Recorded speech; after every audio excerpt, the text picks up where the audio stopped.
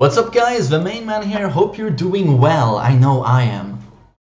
It's raining like crazy here today in Stockholm. It's really pouring down. It's April 21st and there's just no heat or sun to be seen. It's like every day like -5 degrees Celsius and you're like, why do I live in Sweden? Yeah, it's amazing. So I'm going to talk a bit about the Tekken 7 storyline today and the supposedly end of the Mishima Saga. And as you can see here right next to me, you have a Korean Mishima set, Kazuya versus Heihachi, played by Chokusei and Supa respectively. It's an amazing set, so feel free to check that out as I talk, you know. And if you'd like to watch the entire set, I have linked to it below in the description, so do not worry. So, I'm going to do a brief introduction regarding the Tekken 7, where we are at in Tekken 7, and as you've probably heard, this is going to be the conclusion of the Mishima storyline.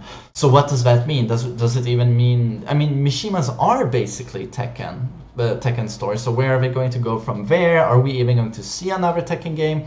I guess it depends on how well Tekken 7 does, but it's a very old series. I myself feel like the Tekken story worked, at least in the first few games, but it's become more ludicrous with every game. And in Tekken 7, basically it's it's World War, the G Corporation forces led by Kazuya against the Mishima Zaibatsu forces led by Heihachi.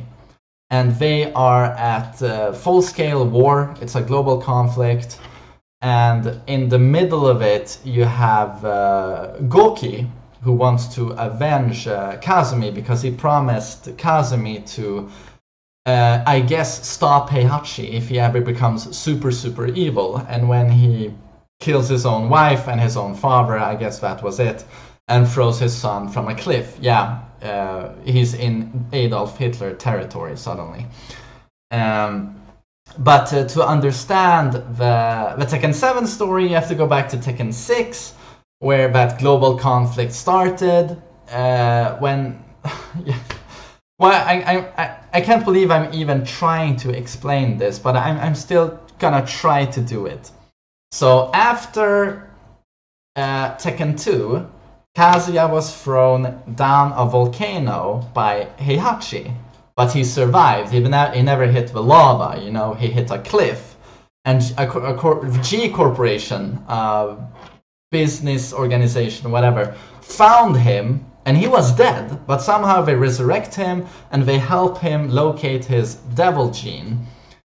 And basically, he takes over the company. He kills all of the higher-ups in the company, and suddenly Kazuya is at the helm of it, and he uses G Corporation pretty much as a military organization suddenly. So this must have been a really big corporation. And at the side of this, you know, Jin won, of course, the Tekken 4 tournament.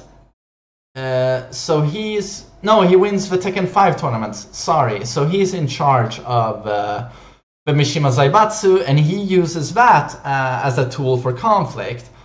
So after the 5th tournament and prior to the 6th tournament, Kazuya's G Corporation, and now a military organization, goes against the Mishima Zaibatsu, which is probably the biggest corporation in the world, according to the storyline. So they clash, and this creates a global conflict. And this is exactly what Jin wants, because you think he's evil in Tekken 6, but he wants this because he wants... when they go head-to-head, him and Kazuya, this creates so much misery and negative energy in the world that it summons Azazel. And for some reason, Jin wants to kill Azazel because he has something to do with the devil gene. I can't believe I'm devoting this much time to talking about this, because it's just so convoluted and it's not very good. But this is at least at the base bedrock for what you see in Tekken 7. So they have still kept in story mode this global conflict, but now it's Heihachi who helms Mishima Zaibatsu because Jin is nowhere to be found. And this is because he's in a coma, I think, after he kills Azazel. So Heihachi takes over the Mishima Zaibatsu. So basically, there you have Kazuya versus Heihachi, backed up by these very big businesses and corporations. And this is the base for the Tekken 7 story. Jin is still in a coma. You can see this in the Rage and Sorrow trailer. So I just want to talk briefly about what they've done with the Mishima characters. And I'm going to start with Heihachi. Heihachi has always been an antagonist, a villain in the Tekken series. He's charming, he has humor, I really like the character, but you can't say a lot of positive things about him. He does treat Kuma nicely, but he doesn't seem to treat his family very well, and all of his endings have this thing where he pretty much kills his family. So there's not a lot of good things to say about Heihachi, but of course in the very first trailer we got for Tekken 7, that CG intro, fight at the volcano with my son Kazuya, you see him drop a tear when Kazuya confronts him and says, "You killed my mother." And he remembers Kazumi and he's sad. And I can't believe it. What a coincidence that Kazuya, after 20 years of beating each other up, goes like, "You killed my mother." Couldn't you have said that in Tekken 1 or Tekken 2? It's one big coincidence. But okay, so Heihachi actually cries, and this gives us sympathy for Heihachi. So suddenly it's harder to kill Heihachi off, you know, in the story, because you sympathize with him. But why did he even kill his wife in the first place, you know, if he loved her so much? Why was he so hell-bent on world domination? So that's where Heihachi stands. And then you have Kazuya, who has a very complicated history, pretty much the most complicated, I think, in Tekken. Well, it's him and Jin. So Kazuya starts off as your anti-hero in Tekken 1. He grabs the Mishima Zaibatsu, and then at the second tournament Heihachi defeats him. He's thrown down a volcano, he dies, he comes back, and then it's just a quest for power. He just wants blindly to have a Mishima Zaibatsu, you know, and the world domination that nets him, you know, once he has it. But now they've introduced, I mean, he is sympathetic because he was Jun, who is a very lovable character, you know, and sensible. She saw something in Kazuya, you know, so there's of course a softer side to him, and that's the side we see in Tekken 7 when he says, "You killed my mother."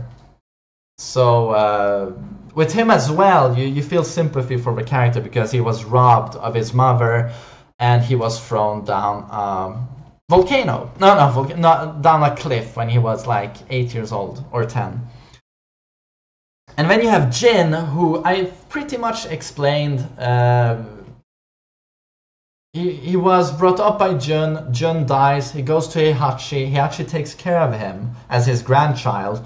But then Heihachi exploits him and wants to use Jin to lure out Ogre. And then he backstabs Jin, you know, shoots him. Devil Jin goes devil mode and flies away and hates the Mishimas forever. So that's basically where Jin is, and he has throughout the series wanted to eradicate the Mishima bloodline. And he hopes to do so, I think, by defeating Azazel, but now he's in a coma for Tekken 7. So okay, this was me briefly explaining the story and where we are at. And now I think I'm finally going to give my thoughts as to where I would like to see the story go. And what I think is going to happen. But mostly where I would like to see it go. And so, Jin is, I mean, as always, the unstoppable force. So he makes it all the way to Kazumi. He defeats her, Kazumi dies once again, and her devil force, you know, we've learned now that she is the origin of the devil gene, that whole devil thing dies with her. So Jin senses that devil gene, that devil energy leaves him, and he is free from devil gene. And, you know, his alternate devil form. And due to his innocent nature and the Kazama blood, this actually liberates Jin, and he's stronger from this. But at the same time, when Kazumi dies, Kazuya, who has a big link to her, his devil gene dies, and he, on the other hand, feels himself grow weaker. A big chunk of his strength dies with Kazumi. And this is when he's fighting Heihachi, and due to this, Heihachi can easily defeat Kazuya, and Kazuya dies. So he dies.